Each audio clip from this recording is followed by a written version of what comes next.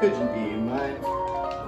It's a neighborly day in this beauty wood, a neighborly day with this beauty. Could you be mine?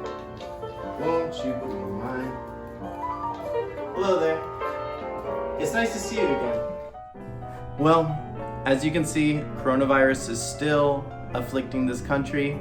Our president has it, and we need to do something about this. We need to take care of our government, make sure that they work for us, not for the wealthy. So what could we do outside of a violent revolution? Well, we could vote. I'm voting for Joe Biden because he's the lesser of two evils. But is there something else that we could do? Do you know? No! Yeah. I don't know either. I wish there was something we could do. Alright, hey! Why are you coming into my house? I'm from the Democratic Socialists Oh, of America? God. Democratic Socialists of America? I thought you guys already lost the primaries. Why are you here? No, we didn't. We got cheated. Let me take my mask off. Oh, wait, what? Here, you hold it. No, Actually, no. don't hold it. Coronavirus. Okay. Hey, so, anyways, yeah, we're here and stronger than ever just because Bernie Look, lost. I'm Well, voting. didn't lose. I'm voting He for got Joe cheated. Biden. He's the lesser of two evils. Isn't that good enough? Just vote. So Neera Tanden told me I just gotta vote for him. Okay, listen, here's the deal. So I did come here to tell you about the propositions that you should vote for, but voting's not enough. You gotta still be a part of the demonstrations and the protests, so don't spew that narrative. But anyway, we do gotta vote for local propositions. There's some propositions that talk about getting rid of money bail. You could leave that on the table and I'll take a look at it in a little bit. No. You got time? What are you doing right now? Oh, I gotta play Crash Bandicoot. Crash Bandicoot 4.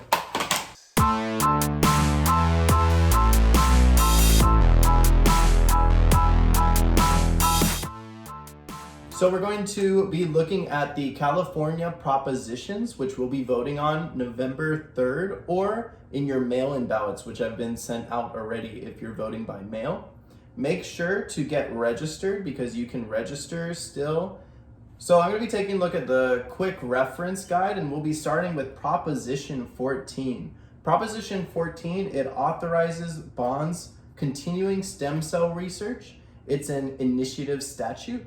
So basically it'll authorize $5.5 billion to stem cell research, right?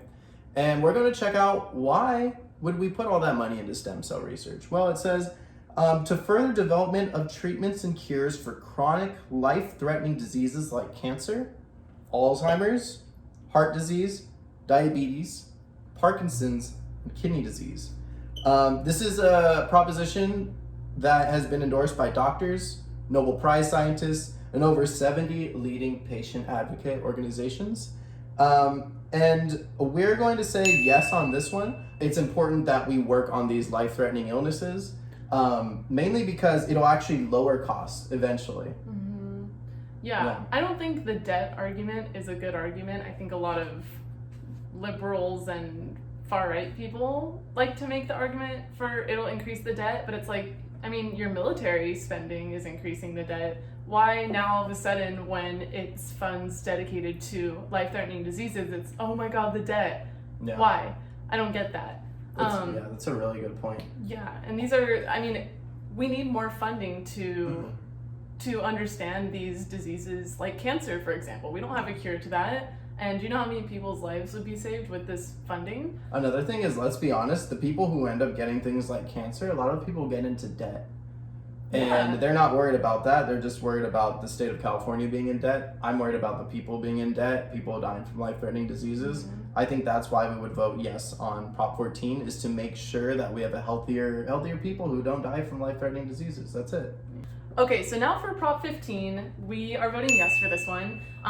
The Democratic Socialists of America have been campaigning a lot on this proposition, and it makes sense why.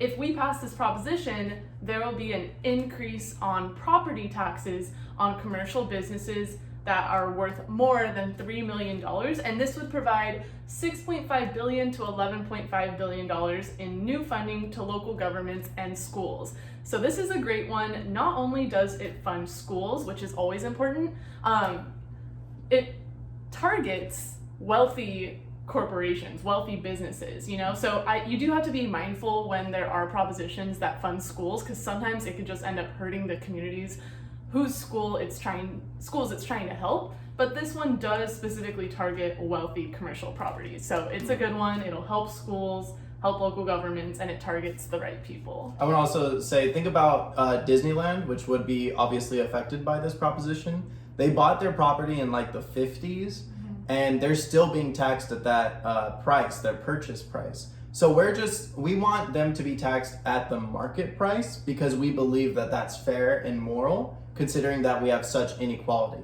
Now, the advertising or the support for this proposition, usually they say that there's a tax loophole, and I've seen conservatives try to attack that and poke at it and say it's not a loophole, it's a law that they're being taxed at their purchase price, but it's a moral loophole. It's a loophole saying that schools and communities in California are not going to get adequate funding. The wealthy people are going to get tax breaks, right? So it's legal, but it's still a moral loophole. That should not exist in our society, in a democratic society where we want everybody to be equal.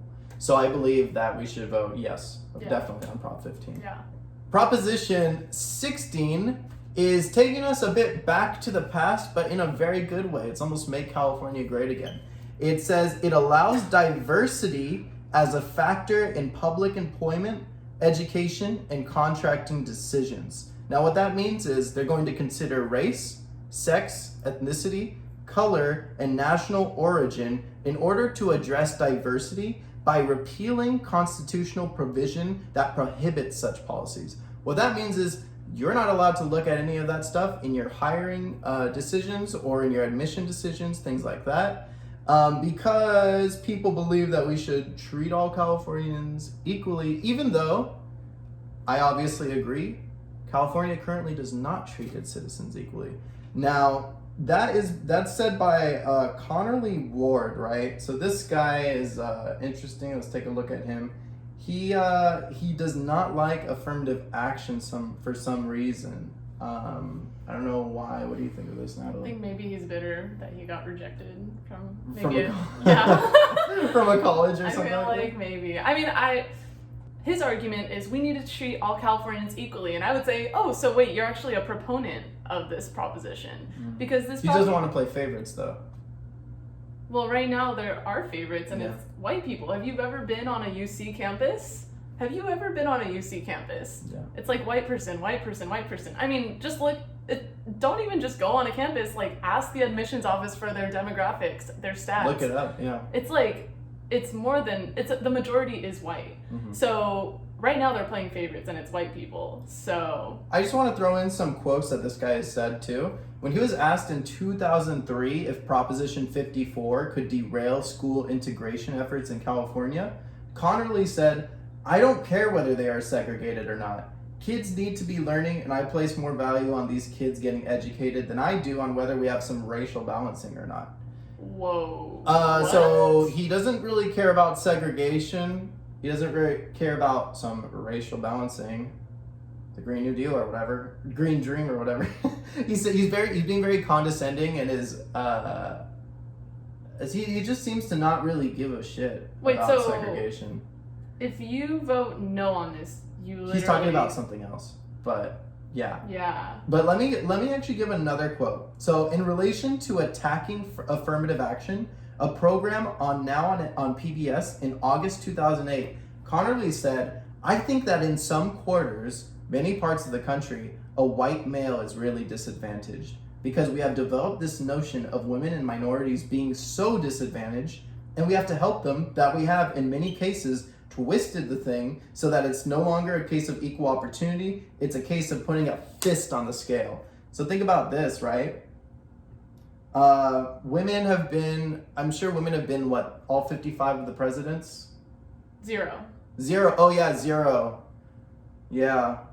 And then it seems like minorities tend to live in the poor neighborhoods. Yeah. Yep. But Ward Connerly says the white male is the one that's the victim. That's okay. But to his point, you do have to look at things intersectionally, right? Like there are white people that are poor, right? But again, that goes to the point of we need to look at all factors like socioeconomic status, race, gender, all of that. Yeah.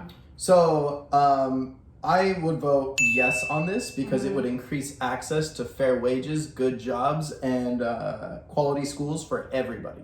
It would create a more diverse, prosperous nation, whereas the voting no would it would allow basically white people segregation. It would allow for segregation, and also I just want to say really quick that this proposition actually existed before 1996. It was repealed in 1996 because people kind of stopped believing that race was a thing. Wow. But let's get back to it because as you can see nowadays, it is a big thing. We need that. Yeah. All right, so now for Prop 17, we are definitely voting yes on this one because it restores voting rights upon completion of prison term to persons who have been disqualified from voting while serving a prison term. Now, this is very important because we know that low-income communities of color are more heavily policed. So we know that they are the ones disproportionately being affected by this right to vote, or lack of right to vote, I should say. So it's really important that we pass this so that they do have the right to vote after their sentence is up. Yeah, and I want to just talk about the person who is against Prop 17. What do they say? What do they say in the against section? So in the against section, they're saying that it allows criminals convicted of murder, rape, and child molestation to vote before paying their debt to society. Oh no, debt to society. I guess we have to decide that because people are born into a birth lottery, and it depends on where you're born, where society treats you differently. So what about society pays its debt to the people? Maybe. Anyways, who's this person that's against this? Ruth Weiss. All right, let's check out her website really quick, right? So we got this Prop 17 Election Integrity Project, California. She includes Breitbart as a source on her website and says California state election official confirms double voting by mail in Super Tuesday primary. Double. Okay. This is what, I don't know why conservatives choose this to be afraid of. But anyways, her website is asked. Let's take a look at, she's got Uncle Sam and the feminist World War II lady. Election Integrity Project needs you today. Oh my God. Very patriotic. Let's see this thing. Ooh, how do I vote in person November 20, question mark. And let me just put one more thing here. It shows read more on most of her website, and I can't access anything. There's nothing to read. So... yeah, I don't know. I don't think she has a very good website, and I think that should reflect her beliefs and her actions as well. Yeah. What's the argument for it? The argument for it says Prop 17 restores a citizen's right to vote after they finish their prison term, aligning California with other states. 20 Wait, other can we states. stop there? Yes. Go So other states are doing this. California is supposed to be one of the most progressive states, and we're behind how many states? 20. 20. Yeah, Wow. and I want to add a couple other numbers if that's fine. Mm-hmm. If we get this passed, that means 50,000 Californians on parole. Oh, no, sorry. It says 50,000 Californians on parole are currently denied their right to vote.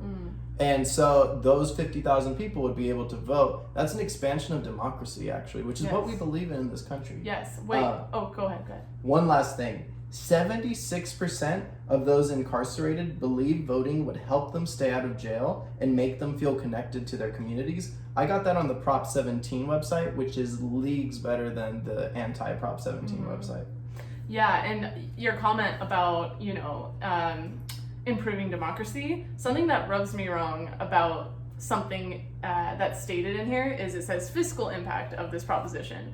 Annual accounting costs, likely in the hundreds of thousands of dollars statewide, for voter registration and ballot materials. Wait, it's too much money to be democratic. They're complaining about having enough money to get enough materials for everyone to vote? Yeah.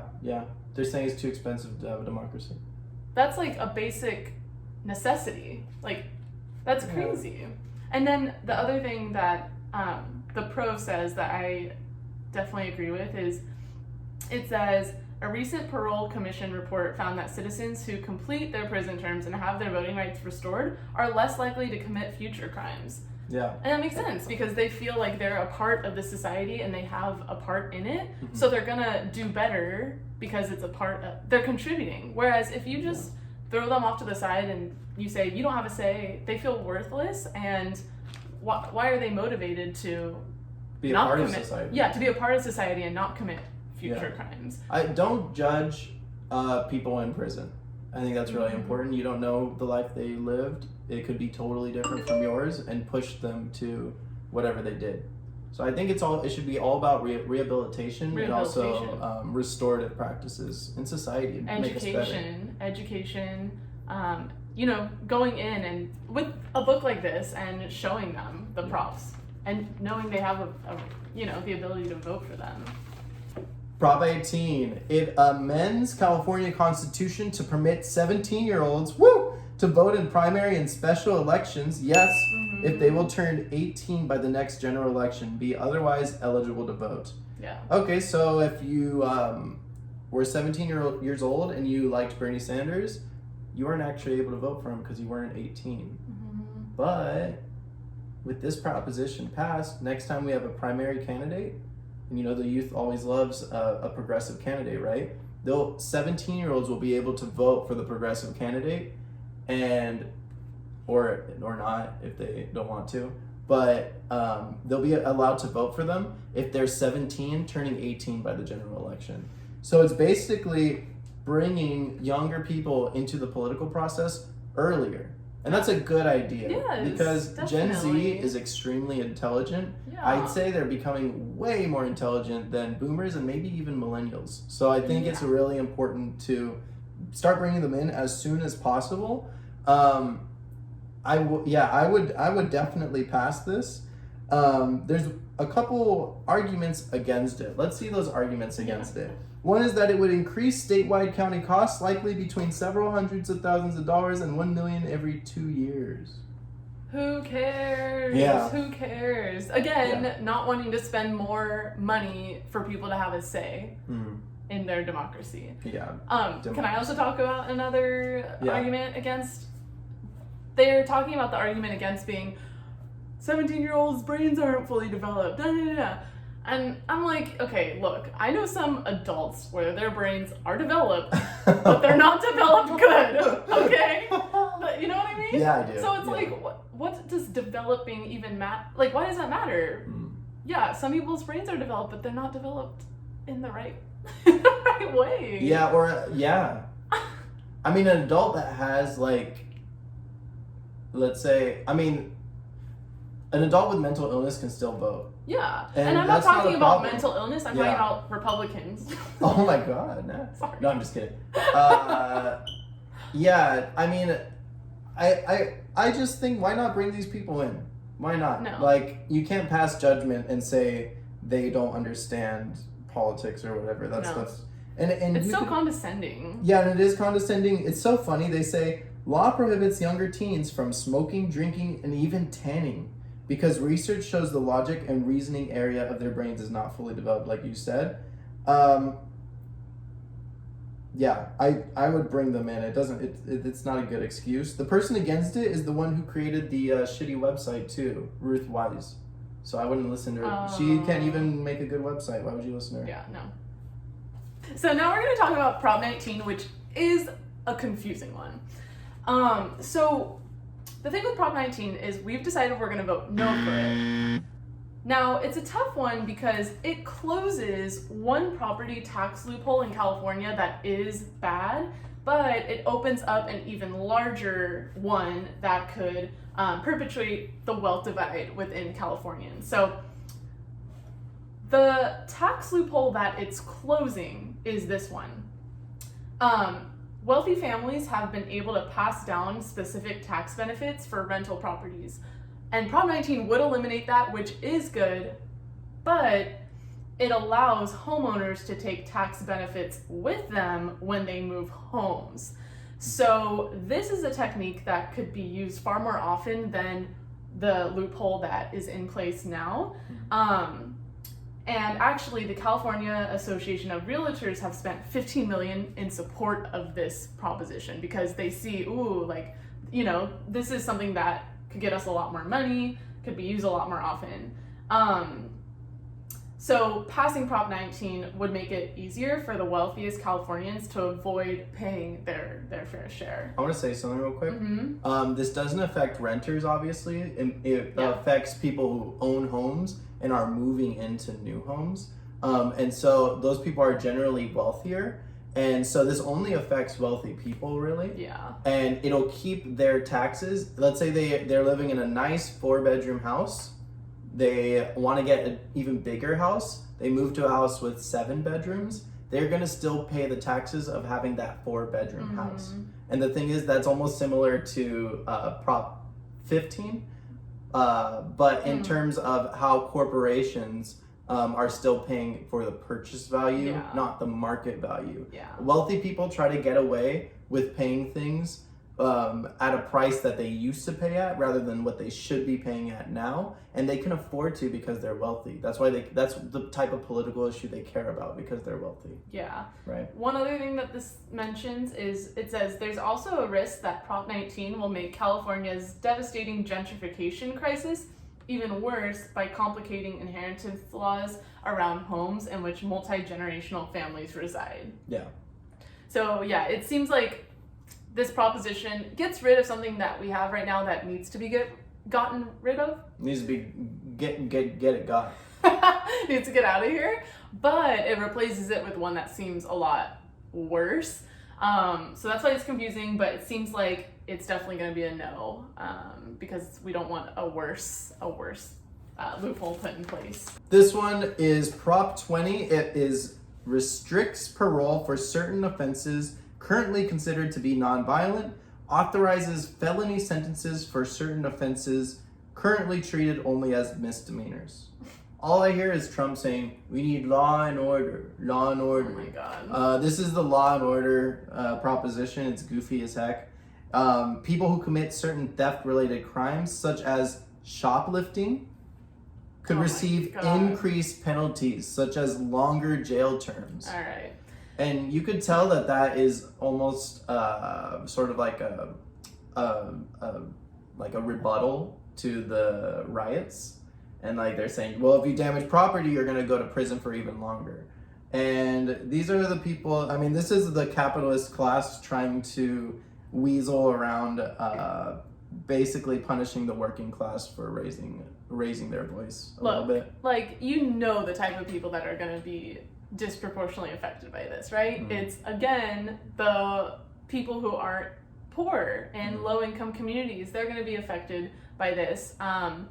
And it's so obvious that you need to look at the root issue of why is someone stealing? Why is someone shoplifting? Yeah. We need to, at all costs, resist movements and propositions that strengthen prisons. Oh, yes. Yeah. We need to be moving in the opposite direction towards abolishing prisons, and if this passes, that's a step backwards from that movement. Yeah, it says prison special interests want to scare you into spending tens of millions on prisons, which could force draconian cuts to rehabilitation, schools, mental health, and homelessness. Yeah. So you have to remember that the state has a budget, and it would basically take funding away from the state and put it into the prisons instead of putting it into schools, hospitals, rehabilitation centers. So we have to think about, do we want our society to be one that just locks people up and doesn't really care about them, or one that actually cares about everybody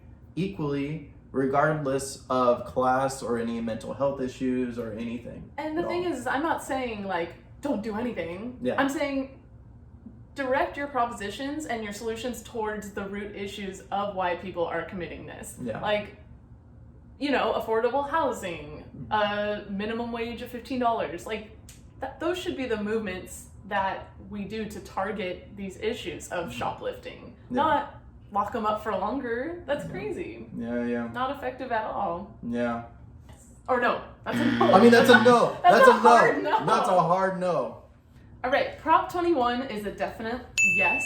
It would allow local governments to establish rent control on residential properties over 15 years old. Now, rent control is super important, especially in California, where the homelessness crisis is ridiculous. Having rent control would ensure that people are more likely to be able to afford a place to live. Otherwise, if prices go out of control, they are less likely to be able to afford it, and then more likely will have to live on the street, increasing our homelessness crisis. But wait a minute, the free market. Shouldn't we let the free market decide? No. And let if the landowners are not getting people, they're gonna bring their prices down, right? No, they're not. Why not? How do you know they would? How do you know they would? Supply and demand, you know the X you were talking about? But that's like Econ 101, where you don't consider external factors, like all the factors. It's a very two-dimensional way of looking at the issue. I mean, that's what we're practicing now. And have you seen Skid Row? Yeah. The thing is, a place to live is not a commodity. It's a right. So the thing is, if we want to be a more democratic, liberal society, coming from the Enlightenment era and actually, improving as human beings, we don't want to be people who has a caste system, who has the unhoused people in the streets suffering, not getting adequate attention and help for their things they need. We need to create an egalitarian society, and we need that through this proposition of rent control. So I'm all for it. Me too. Proposition 22 is it exempts app-based transportation and delivery companies from providing employee benefits to certain drivers. Okay, so they want to make app-based drivers independent contractors. What does that mean? Why would these app driving companies like Uber or Lyft or Grubhub? Is Grubhub? What the heck is Grubhub? Uber Eats. Yeah, those things. Those types of things. They want to make the workers independent contractors. Why? Well, they want to do it because if they're independent contractors, they don't have to give employee benefits. So they don't have to give health care. They don't have to pay them adequately. They don't have to give them a ton of different things. So sick leave. It's just they want to get away with pushing the working class even lower. Yeah. And it's just really ridiculous to be trying to push this. Joe Biden, whatever we may think of Joe Biden, he said gig economy giants are trying to gut the law and exempt their workers. It's unacceptable. I urge Californians to vote no on the initiative this November. So the Democratic nominee is against it. Not that you should ever do, blindly follow, but this is a really important one that even the centrist Democrats are like, ooh, that's a little much. It is. No employee benefits, no healthcare during a pandemic. What? Yeah. So a lot of people are against this one. I think you should be against it too.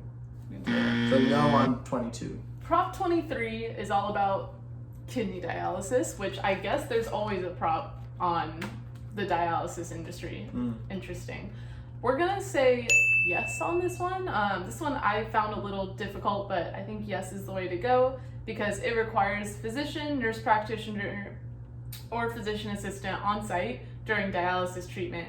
It prohibits clinics from reducing services without state approval, and it prohibits clinics from refusing to treat patients based on payment source. I mean, that last one alone is important.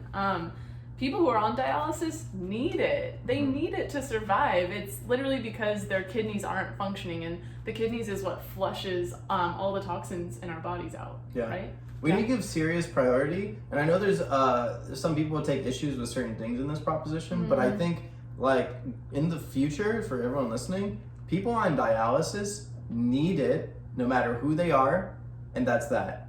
Yeah. That's that. Yeah. I don't think this should be politicized at all.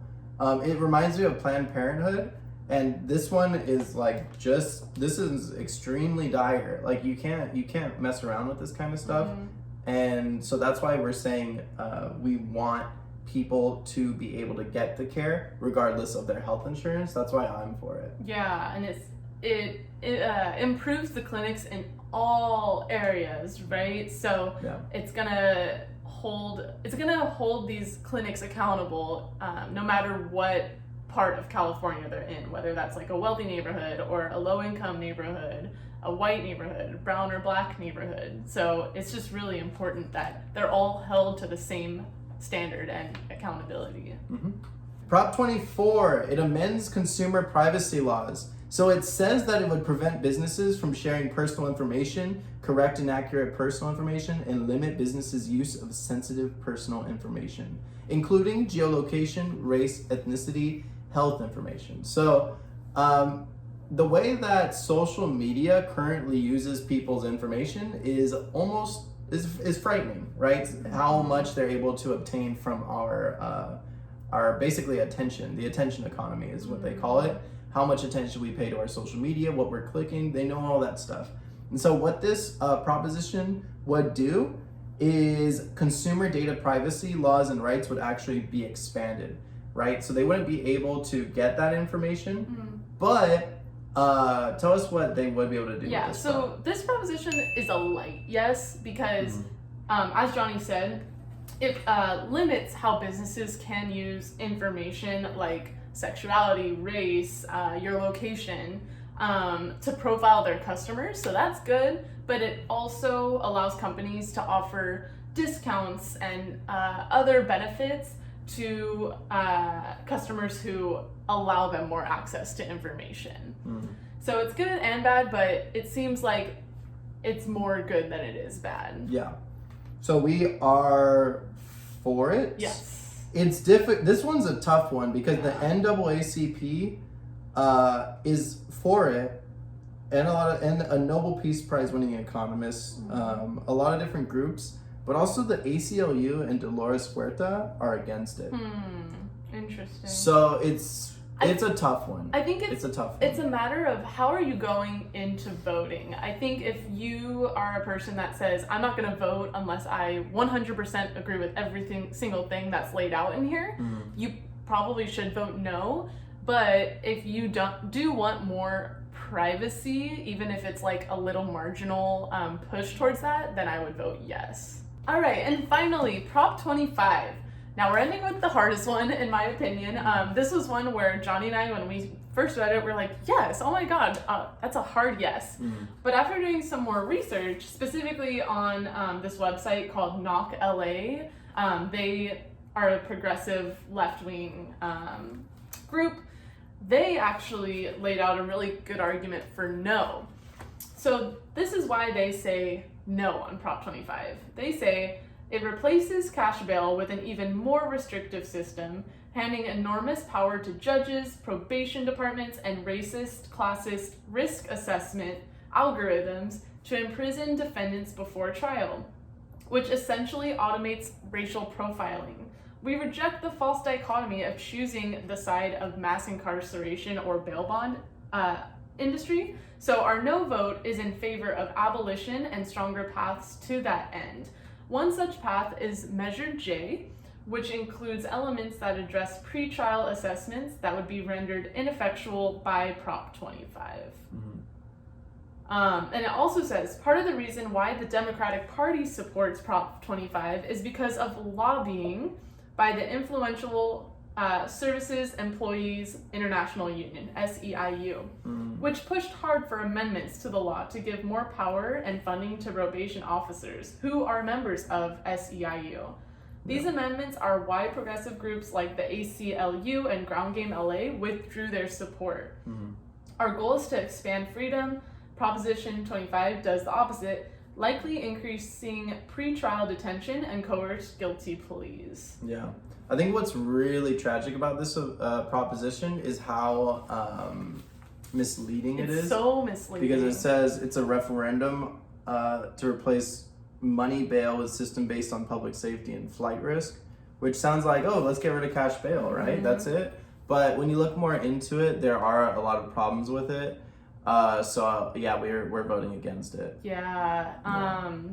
Yeah, because even when I was looking up progressive voting guides, a lot of the progressive voting guides even said yes on this until I found this website who said no. So it is a tough one. It's really sad that there's just not a fair system proposed for this. There should not be cash bail. That is just, it's such a disgusting system that we still have in place. And it's sad that people like us are so enthusiastic about getting rid of it that we see it, a prop like this that has the catchphrase, get rid of cash bail. And it's like, oh my God, yeah, thinking we're on the right side, but really, it could be hurting more people. That's the neoliberal playbook.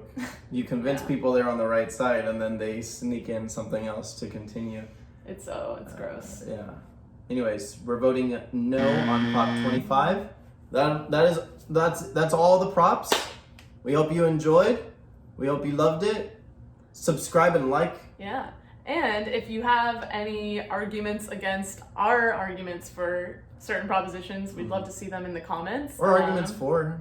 Help us out a little. Yeah. You can put it in the comments. Yeah, anything. Just go ahead and put it in the comments because we're still learning, for these propositions, and we just want to hear what the best way to go is for all these.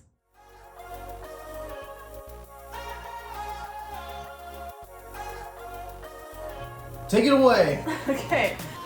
Let's get started.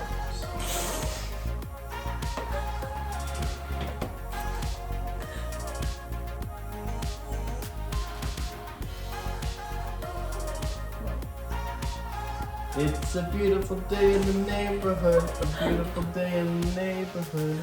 Will you be mine? Our arms look so awkward. Would you be mine? Yeah? Yeah. Oh my God, that was a long video. Wait, should we